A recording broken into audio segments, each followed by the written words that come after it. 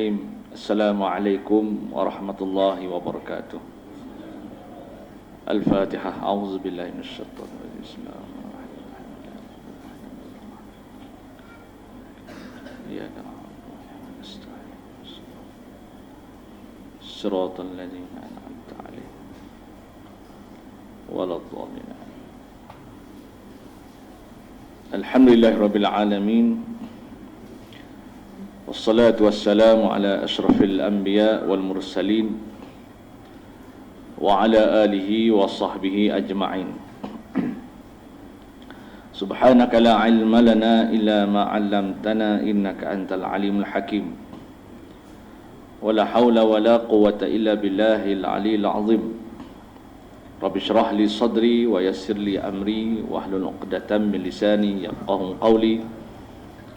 Allahumma innaka afun tuhibbul afwa fa'fu anna birahmatika ya arhamar rahimin. Amma ba'd. Hormati Tuan Imam, Tuan Kuasa surau dan pengusinya, hadirin dan hadirat, muslimin dan muslimat, tuan-tuan dan puan-puan, mudah-mudahan dirahmati dan diberkati Allah Subhanahu wa taala. Syukur pada Allah, kita pada malam ini sudah berada pada malam yang ke-14. Maknanya sudah hampir separuh keberadaan kita, nikmat Allah Ta'ala kurniakan untuk berada dalam bulan Ramadan. Syukur pada Allah di atas nikmat iman dan Islam. Kita diberikan hidayah oleh Allah Ta'ala menjadi umat, menjadi kalangan hamba Allah yang beriman, yang diberi petunjuk oleh Allah, dan juga diberikan hidayah untuk kita beramal soleh. Seterusnya kita doakan supaya Allah berikan satu lagi hidayah untuk kita beristiqamah, supaya dengan istiqamah ini kita dapat meneruskan apa yang telah kita lakukan dalam bulan Ramadan, dapat diteruskan dalam bulan-bulan yang lain dan pada masa-masa yang lain, sehinggalah kita diambil oleh Allah Subhanahu wa taala. Apabila kita masuk separuh ataupun sudah berada hampir separuh dalam bulan Ramadan, sepatutnya kita akan mempergandakan, melipat gandakan dan meneruskan lagi amalan-amalan yang kita buat sebelumnya. Orang yang beriman akan mengambil peluang bila berada di separuh masa yang kedua, kesungguhan dan kegigihan dalam merebutkan diri berada dalam bulan Ramadan dan beramal dengannya ni, dia akan dilipat gandakan. Semahyangnya akan dibuat dengan semahu mungkin, amalan-amalan dan lain-lainnya semuanya akan dilipat gandakan, dibezakan berbanding dengan 15 hari yang lepas. Inilah yang ditunjukkan oleh Nabi SAW. Bagaimana riwayatkan bahawa Rasulullah idza dakhala fi ashril awakhir shadda mizarah wa ahya laylah wa ayqaza ahlah. Kata Sayyidatina Aisyah, Rasulullah ni bila masuk 10 malam yang terakhir, syadda mizarah, dia akan mengikat pinggangnya dengan kain yang supaya menjadi ketat, dengan membawa maksud simbolik, kiasan kepada kesungguhan Nabi SAW bila berada di separuh masa yang kedua dalam bulan Ramadan. Wa ahya lailah, baginda akan mengurangkan tidur dan menghidupkan malamnya. Bukan tak tidur langsung, mengurangkan tidur. Mengurangkan tidur maknanya diisi dengan berjaga pada waktu itu dengan segala amalan soleh, dengan segala amal ibadah. Maknanya digambarkan bahawa kesungguhan ibadah yang dibuat oleh baginda sallallahu alaihi wasallam wa ayqaza ahlah. Nabi akan juga membangunkan ahli keluarganya. Maknanya Nabi nak pastikan bukan dirinya sahaja bersungguh-sungguh dan berpulun supaya dibebaskan daripada kemurkaan dan neraka Allah, tapi Nabi turut berusaha memastikan keluarga, anak isteri baginda turut diselamatkan daripada kemurkaan dan api neraka Allah. Sebagaimana Allah berfirman, qu anfusakum wa ahlikum nara.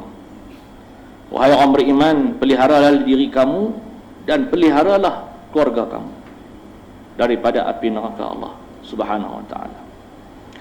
Muslimin dan muslimat yang dirahmati Allah, bila disebut tentang separuh masa yang kedua dalam bulan Ramadan ini,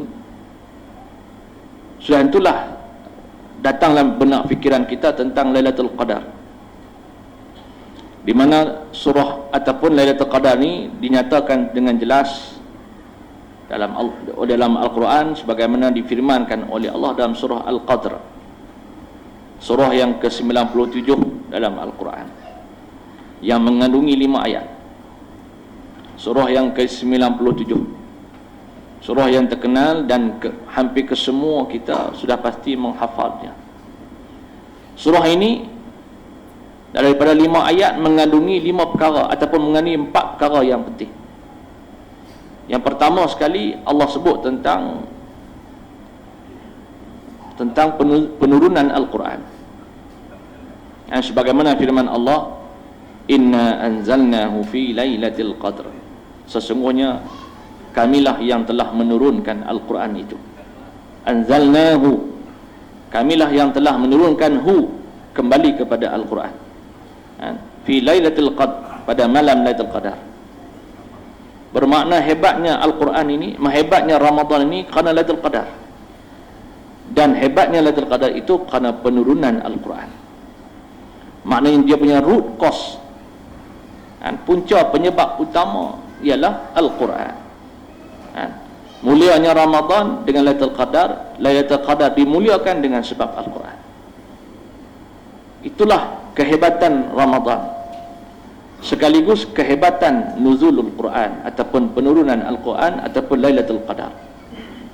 Jadi apapun dalam bulan Ramadan, qiyamul lailnya, ibadahnya, dia punya rootnya ialah Al-Quran. Bukan sekadar membacanya, tetapi membacanya, memperbetulkan bacaannya, mempelajarinya, memperelokkannya, mentadaburnya, menghayatinya, dan yang paling penting ialah mengamalkannya. Maka inilah punca kepada keberkatan dan ganjaran Ramadan itu diperolehi. Kalau kita hanya memuliakan Al-Quran itu dengan hanya memperingati sejarah penurunannya sahaja, ataupun sekadar dipendendangkannya untuk didengarkan suara-suara yang merdu dan enak, ataupun sekadar untuk kita nak dipertandingkan yang mana yang lebih hebat bacaannya, dengan tidak berusaha untuk melaksanakannya, maka tidak mendapat ataupun tidak menghayati matlamat penurunan Al-Quran itu sendiri. Dan sebagaimana Allah turunkan Al-Quran, wa nunazzilu minal Quran ma huwa shifa. Syahrul Ramadan alladhi unzila fihi al-Quran hudan linnas. Semuanya diturunkan oleh Allah kerana dia memberi fungsi buat manusia. Fungsi matlamat manusia ialah mengeluarkan Al-Quran itu, fungsinya mengeluarkan manusia daripada kegelapan kepada cahaya Allah, daripada kesesatan kepada jalan yang benar, daripada kekufuran kepada beriman. Jadi Allah Ta'ala sebut inna anzalnahu fi lailatul qadr, itu kami turunkan Al-Quran itu pada Lailatul Qadar. Kehebatan Al-Qadar itu, Lailatul Qadr itu kerana Al-Quran. Al-Quran lah dia punya, orang kata apa, nukleus, nadi kepada kemuliaan Ramadan, sekaligus sebab kemuliaannya Lailatul Qadar itu sendiri. Diceritakan oleh ulama, sebagaimana diceritakan dalam kitab-kitab tafsir, disebutlah hadis-hadis bahawa turunnya Al-Quran itu daripada Lauh Mahfuz ke langit dunia Baitul Izzah. Maksud yang diturunkan oleh Allah pada Lailatul Qadar, Al-Quran pada malam Lailatul Qadar itu, iaitu Al-Quran yang diturunkan sekaligus daripada Lauh Mahfuz, iaitu tempat segala disimpan khazanah ilmu Allah Subhanahu wa ta'ala. Daripada situ diturunkan Al-Quran sekaligus ke langit dunia yang dinamakan sebagai Baitul Izzah. Baitul Izzah. Daripada Baitul Izzah lah diturunkan kepada baginda sallallahu alaihi wa alihi wa sahbihi wasallam selama 23 tahun secara beransur-ansur mengikut keadaan dan kesesuaian.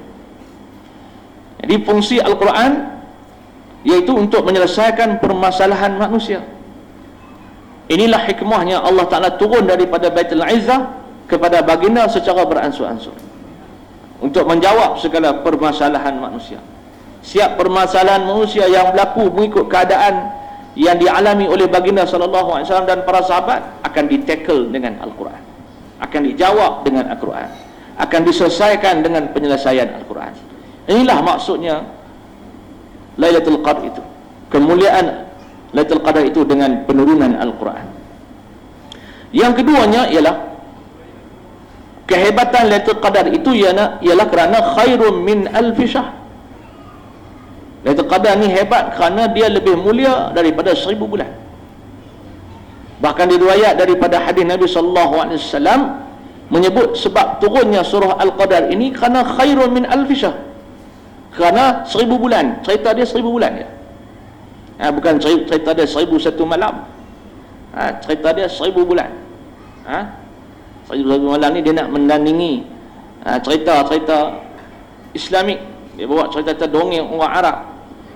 Tapi cerita yang sebenarnya ialah cerita yang Rasulullah sallallahu alaihi wasallam dan para sahabat. Khairun min alfi syahr itulah merujuk kepada Lailatul Qadar. Bahkan diturunkan surah Al-Qadar kerana nak menceritakan tentang satu malam yang lebih mulia daripada 1000 bulan. Bayangkan tuan-tuan, malam yang lebih mulia daripada 1000 bulan. Diturunkan surah ini kerana Rasulullah didatangi oleh Jibril, bagai bermacam-macam riwayat. Didatangi oleh Jibril, antara lain Jibril menceritakan tentang kisah umat terdahulu. Umat terdahulu, banyak riwayat. Salah satunya menceritakan tentang seorang hamba Allah di kalangan Bani Israel yang beriman kepada Allah, yang berjihad selama 1000 bulan. Jihad 1000 bulan tuan-tuan, bukan 1000 bulan selang-selang. 1000 bulan setiap hari berjihad. Hebat kan? Tak ada manusia zaman kita ni orang yang berperang setiap hari selama 83 tahun 4 bulan, tak ada. Paling lama berperang pun paling lama perang pun 10 tahun, 15 tahun. Tak ada sampai 80 tahun berperang. Tak ada. Kehebatan diceritakan oleh Jibril kepada baginda sallallahu alaihi wasallam tentang, diriwayatkan oleh kitab tafsir, kisah tersebut merujuk kepada seorang lelaki Bani Israel yang beriman bernama Syam'un. Syam'un ni ataupun ditulis dalam bahasa Rumi ditulis Samson. Syam'un ni gelaran dia Syam'un Al-Ghazi, pendekar Syam'un. Al-Ghazi itu maksudnya pendekar, hulu balang. Syam'un ni hebatnya, dia ni berperang. Dia berperang hanya menggunakan tali saja. Tali yang dipintal asalnya daripada ekor unta. Dia pintal-pintal ekor unta jadi tali. Lalu dia ribah musuh dia, piap, macam mark of Zorro. Kalahkan, tumbangkan musuh dia. Dia tak guna pedang apa. Dia ribah tali dia dan mengalahkan musuhnya, sehingga musuhnya semua ditewaskan dengan sebab kehebatan dia menggunakan peralatan dia, senjata dia. Lalu musuh dia ni dengki dengan dia, lalu merancang berkomplot untuk membunuhnya dengan kaedah tikam daripada belakang, bukan berdepan. Musuh dia ni tengok hebatnya Syam'un ni, lalu nak menjatuhkan dia, nak mengalahkan dia. Tak boleh kalah di medan perang, tidak boleh mengalahkan cara berdepan. Inilah cara musuh daripada dulu sampai sekarang. Allah dah sebut dalam Quran bahawa musuh ni dia tak boleh berdepan dengan orang beriman. La yuqatilunakum jami'a illa fi quram muhassanah aw min wara'i jurur. Allah kata mereka, musuh-musuh kamu tu tidak berani memerangi kamu secara berdepan, bersemuka tak berani. Illa fi quram muhassanah, melainkan mereka akan berselindung di sebalik perisai-perisai dan dinding tembok-tembok yang tebal. Tak berani berdepan orang Islam. Sejarah musuh ni dia tak berani. Kalau dia berdepan, Dia akan datang kegurunan. Pasal apa? Rasulullah kata, aku diberikan kelebihan yang tak diberikan oleh nabi-nabi sebelum daripada aku. Salah satunya, nusirtu birra'bi, aku diberikan pertolongan oleh Allah dengan dilontarkan perasaan gerun musuh terhadap aku, terhadap orang Islam. Musuh ni dia memang nak memerangi orang Islam, dia benci orang Islam, memang dia perang orang Islam, tapi dia bila depan dengan orang Islam, sebut saja orang Islam, hati dia getar dah, hati dia takut dah. Dia sebut dia siapa lawan kita nak pergi serang ni, siapa yang kita nak pergi bunuh ni, siapa yang kita nak pergi bom ni, sebut tahu orang Islam, dah takut dah. Walaupun maklumat kata intelijen kata orang Islam ni senjata dia macam ni je, cerai ya, senjata dia macam ni je, tapi kata orang Islam yang dibunuh, takut dah. Ini kata Rasulullah sallallahu alaihi wasallam. Utitu khamsan lam yuqtahunna nabiyyun qabli. Aku diberikan 5 perkara yang tak diberikan oleh Allah kepada nabi-nabi sebelum daripadaku. Salah satu yang Rasulullah sebut, nusirtu birra'bi, aku dibantu oleh Allah dengan Allah lontarkan dalam hati musuh gerun terhadap orang Islam. Walaupun memanglah kadang kita kalah, kadang kita terbunuh, tapi musuh takut kita. Dia takut kita, sebab itu dia tak boleh depan dengan kita. Syama'un ni pun macam itulah. Syama'un ni musuh nak berdepan dengan dia, semua tak berani belakang. Maka musuh ni berkomplot dengan isteri Syama'un. Isteri Syama'un ni kafir, tak beriman pada Allah. Maka mereka menjanjikan upah yang banyak, duit yang banyak kepada isteri Syama'un, kiranya isteri Syama'un ni membantu dalam pembunuhan suami dia. Tengok bahaya tuan-tuan. Sebab itu kita ni dengan isteri kita, orang pertama sekali kita kena tarbiyah bila kita mari surau masjid, mai mengaji, mai beribadat, mai dapat ilmu apa semua ni, orang pertama sekali kita kena salurkan ilmu ialah isteri dulu. Jaga isteri kita, bagi sampaikan ilmu kepada isteri dan anak kita. Kalau tidak, mereka lah jadi penentang utama kita. Nah, suami nak pergi surau pun tak bagi. Kadang-kadang bukan nak sini, nak tempat lain lah. Suami nak pergi surau pun tanya, suami nak pergi masjid pun tanya, suami nak pergi mengaji pun tanya. Sampai begitu. Tak lagi suami pergi dengar ceramah, apatah lagi suami nak pergi tolong berjihad, berjuang di jalan Allah, lagilah bini jadi penghalang. Kadang-kadang bukan orang lain, isteri jadi penghalang. Maka kita kena tarbiyah isteri, supaya isteri ini mengenal Allah dan mentaati suami kerana Allah. Mentaati suami bukan kerana harta kita. Isteri kita kena didik dia, bukan mentaati kita kerana kita handsome, bukan dia taati kita kerana kita ada pangkat, macam kita ada datuk, kita ada Tan Sri, kita ada sekian-sekian, tapi dia taat kita kerana perintah Allah. Perintah Allah, perintah Nabi SAW. Nabi kata, kalaulah hamba manusia boleh sujud di atas kaki manusia, saya akan perintah isteri sujud kepada suami. Maknanya apa? Taat isteri kepada suami itu perintah Nabi SAW. Bukan kerana suami ada harta ke tak ada harta ke, bukan kerana tu, bukan kerana tu. Baik, itu Syama'un ni yang berkomplot dengan musuh bunuh dia adalah isteri dia. Isteri dia. Itu kita ni mengaji kena bagi kita ilmu pada isteri kita sikit-sikit, tuan-tuan. Jangan kita biarkan isteri kita di rumah jahil dengan agama. Kalau kita tak mampu nak buat, biarkan mereka datang mengaji. Galakkan mereka datang mengaji. Pesan kepada mereka, abang tak boleh nak sampai ilmu, abang faham agama tapi nak cakap tak boleh. Depan-depan isteri nak cakap keluar, ketak gigit lidah. Nak cakap dengan bini gigit lidah. Sebab tak biasa. Nak syarah kita, biarlah ustaz tolong cakap, ataupun orang alim yang lain tolong cakap. Mari biarkan. Islam kata, kalau isteri jahil, suami tidak mampu menyampaikan ilmu kepadanya, suami harus membenarkan isteri keluar daripada rumah untuk mendapatkan ilmu di surau, di tempat-tempat pengajian. Ni yang ni tak. Kadang-kadang kita tak mari, isteri pun kita biar dia jahil. Ataupun kadang-kadang kita hantar isteri main surau, kita pun motor balik rumah. Dia hantar isteri main surau, pakai kepiah. Sampai surau dia pun kena balik makan kacang, tengok bola, bini dia lepas di surau. Itu pun tak betul juga. Tak kena dua elok dua-dua main. Elok dua-dua berlutut, elok dua-dua kita mengaji. Mengaji dua-dua. Jadi isteri Syama'un ni Dia dapat upah, dia terima upah, maka dia pun ikat suami dia pada malam pertama supaya esok suami dia bangun dia tidur, dia boleh panggil musuh mai bunuh suami dia. Dia ikat suami dia dengan tali. Ikat suami, esok pagi suami dia jaga tengok-tengok badan dah ikat dengan tali. Dia kata, "Bang, saya yang ikat tali ni." Siapa dia mengaku?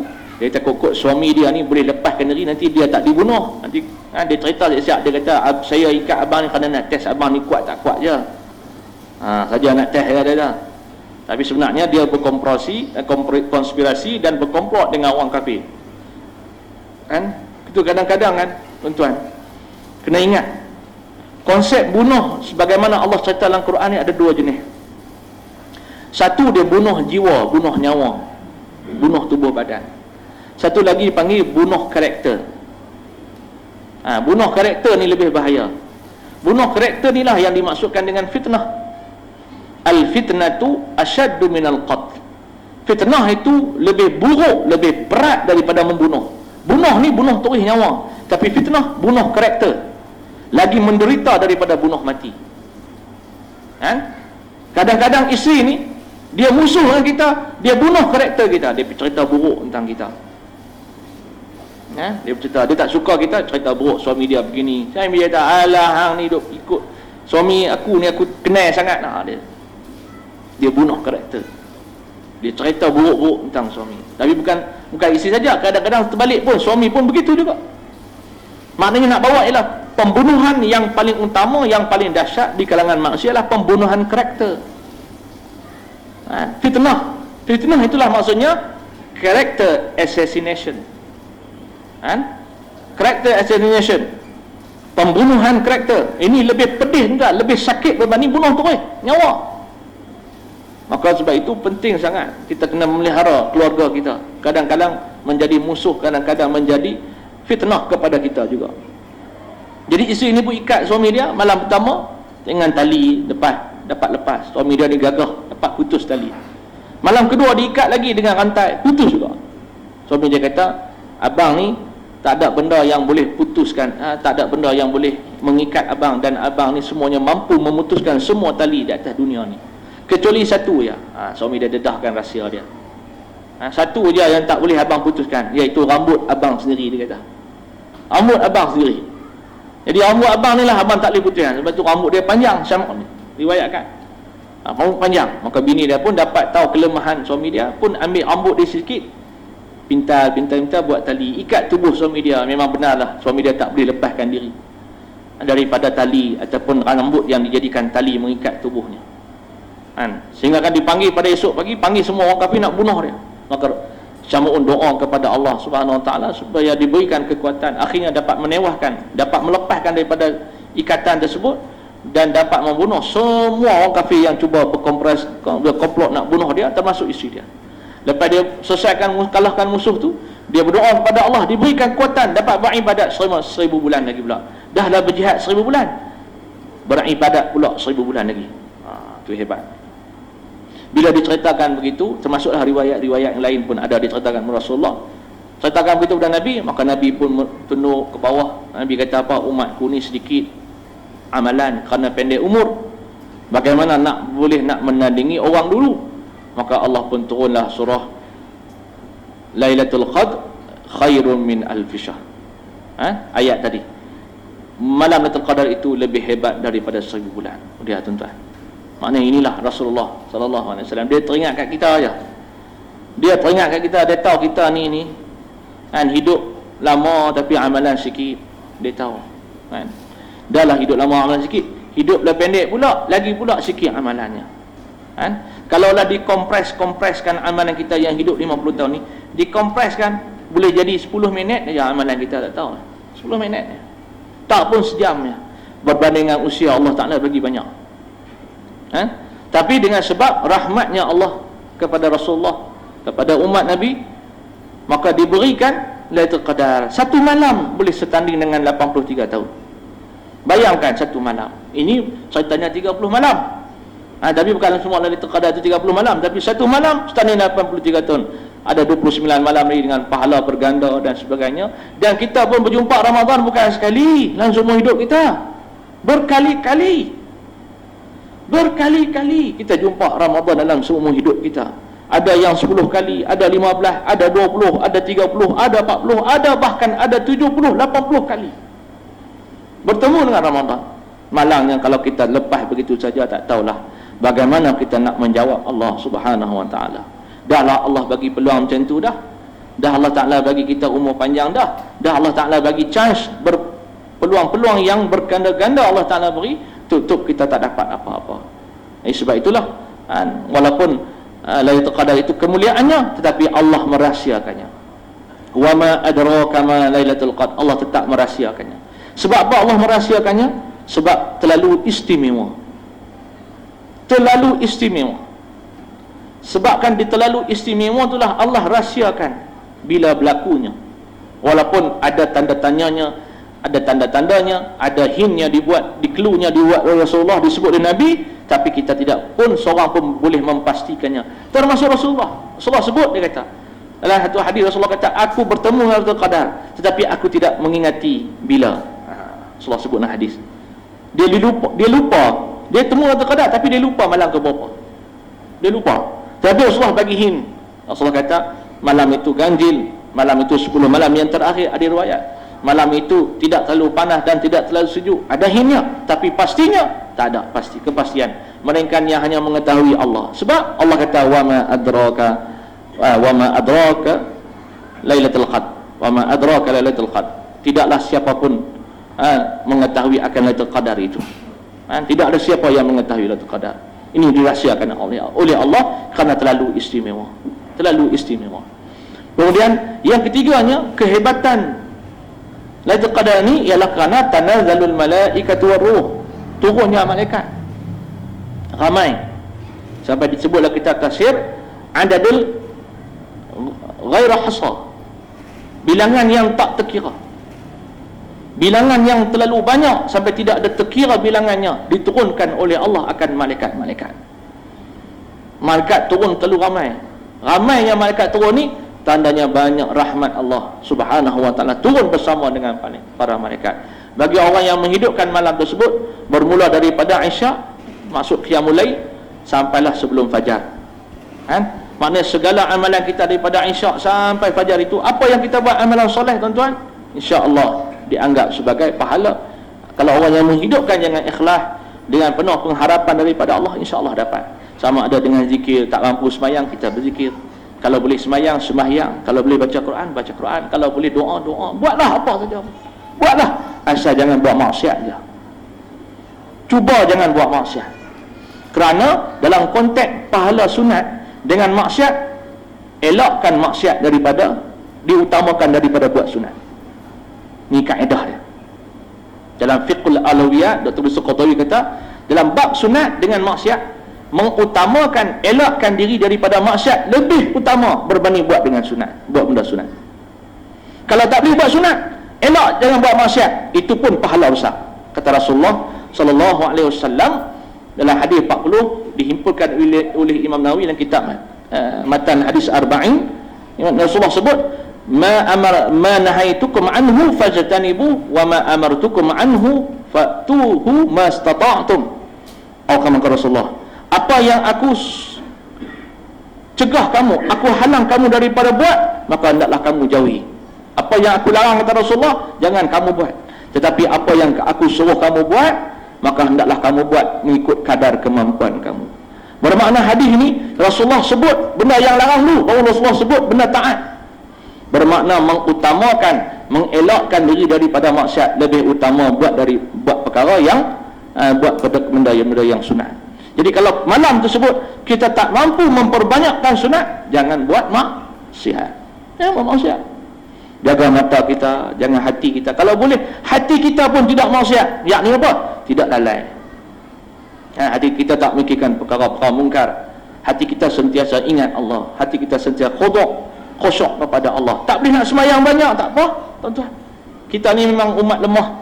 Nak semayang banyak ni Allah, dah lah 8 rakaat pun dah kita tiap kali beri salam, lepas hela nafas tu panjang dah. Macam tu. Assalamualaikum warahmatullahi wabarakatuh. Assalamualaikum warahmatullahi wabarakatuh. Macam tu. Pasal apa? Pasal semayang tu kita tak khusyuk, betul, dia berat. Memang sembahyang ni orang yang tak khusyuk je rasa berat. Innaha lakabiratun illa 'alal khashi'in. Sembahyang tu memang berat kecuali orang khusyuk ya. Orang khusyuk je. Kemudian yang ketiganya, yang keempatnya, qadar ni, yang keempat yang paling penting ialah kita lah. Salamun hiya hatta matla'il fajr. Salam sejahtera lah buat mereka yang menghidupkan malam itu sampai fajar. Jadi ketiga-tiga kemuliaan ni, pertama Lailatul Qadar, khairun min alfi syahr, yang keduanya Al-Quran, yang ketiganya malaikat. Tiga ni kita tak dapat apa kalau kita orang yang tak menghidupkan malam ni. Kan? Duk sebut tentang malaikat hebat, duk sebut tentang malam Quran, duk sebut tentang khairun min alfi syahr, lebih mulia daripada 1000 bulan. Tutup kita pun tak buat apa, maka tak ada apa-apa lah. Sonok je dengar ya. Sonok dengar je lah. Jadi itulah, kita jangan lebih-lebih lagi separuh masa kedua ni. Kalau tengok orang main bola separuh masa kedua, dia akan lagi sungguh-sungguh gigih main daripada separuh masa pertama. Itu bagi FA English Cup lah. Kalau Malaysia tak tahulah. Kalau Spanish Cup ke English Cup ke, separuh masa pertama kedua lagi dia pulut, lagi semangat, maknanya dia pernah reserve tenaga nampak untuk masa kedua.